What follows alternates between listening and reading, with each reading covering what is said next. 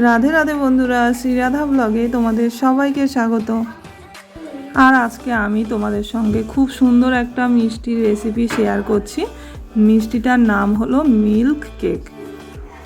তো দেখো আমি এখানে কি কি উপকরণ নিয়েছি। আমি নিয়েছিলাম 1 বাটি গুঁড়ো আমুল দুধ, আর কয়েকটা কাজু বাদাম, আর চিনিটা আমি পরিমাণ মতো দেব। তো একটু চিনি আর একটু কিন্তু এলাচের গুঁড়ো। আর এখানে আমার 2 চামচের মতো টক দই লাগবে। তো দইটা খুব ঠান্ডা বলে আমি কিন্তু ওটা রেখে দিয়েছি গলার জন্য।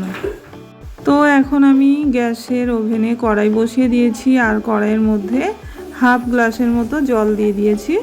আর এবারে জলটা হালকা গরম হলে আমি জলের মধ্যে কিন্তু গুঁড়ো দুধটা ঢেলে দিয়েছি। আর এখন একটা বড় চামচের সাহায্যে জলের মধ্যে দুধটাকে ভালো করে মিশিয়ে নিচ্ছি।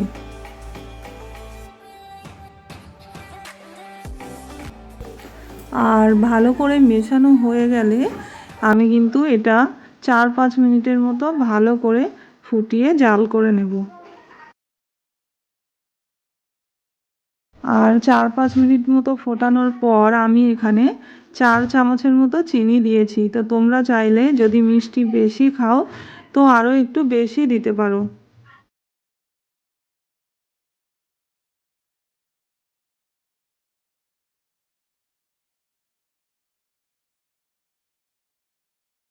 তারপর আরও 2 মিনিট এইভাবে ভালো করে ঘেঁটে ঘেঁটে ফুটিয়ে নিতে হবে।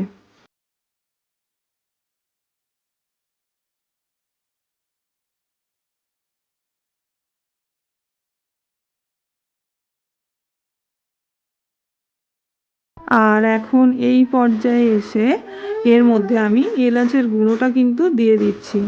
দিয়ে ভালো করে এটা মিশিয়ে নিচ্ছি দুধের সঙ্গে।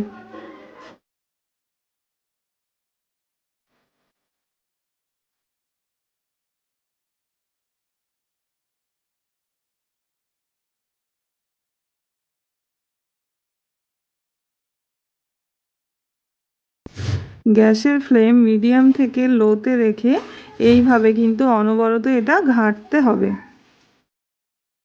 তারপর এখানে আমি যে কাজুটা নিয়েছিলাম ওটা কিন্তু আমি গ্রেট করে নিচ্ছি। আর এই অবস্থায় আসার পর এখন আমি এর মধ্যে যে দইটা আমার ছিল জমে, বরফ জমে, সেখান থেকে কিন্তু আমি 1 চামচের মতো দই এর মধ্যে দিয়ে দিয়েছি।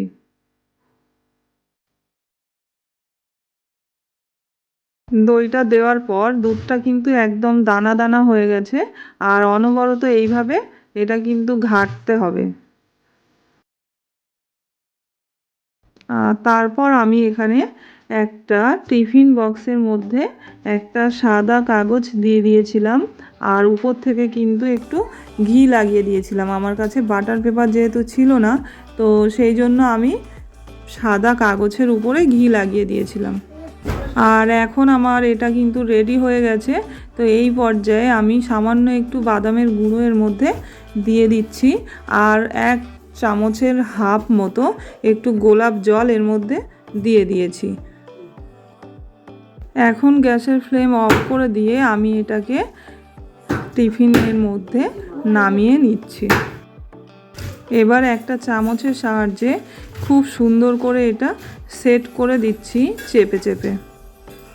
আর এখানে চামচ দিয়ে আমার সবটা সমান করে দেওয়া হয়ে গেছে। তো উপর থেকে একটু কাজু বাদামের গুঁড়ো যেটা আমি গ্রেট করেছিলাম সেটা উপর থেকে একটু ছড়িয়ে দিচ্ছি।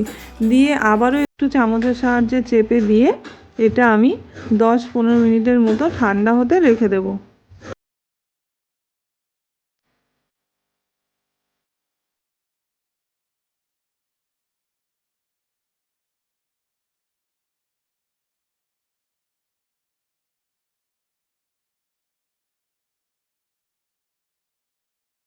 আর 10 মিনিট পর এটা ছুরি দিয়ে পিস পিস করে কেটে নিতে হবে।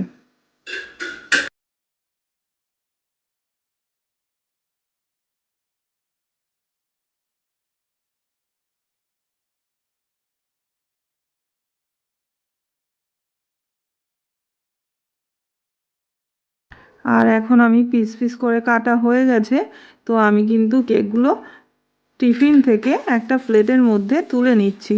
তো দেখো কত সুন্দর হয়েছে, আর খেতেও কিন্তু এটা অসাধারণ স্বাদের হয়েছিল। তো আমি প্রথমেই গোপালের জন্য তুলে নিয়েছিলাম, তারপরে সব বাচ্চাদের কিন্তু দিয়ে দিয়েছিলাম। তো বন্ধুরা, আজকের ভিডিও এই পর্যন্তই। ভিডিওটা যদি তোমাদের ভালো লেগে থাকে অবশ্যই আমাকে একটা লাইক করে দিও, সাবস্ক্রাইব করে দিও। আর আমি ফিরে আসবো আবার নতুন কোনো ভিডিও নিয়ে। ততক্ষণে সবাই খুব ভালো থেকো, সুস্থ থেকো। রাধে রাধে।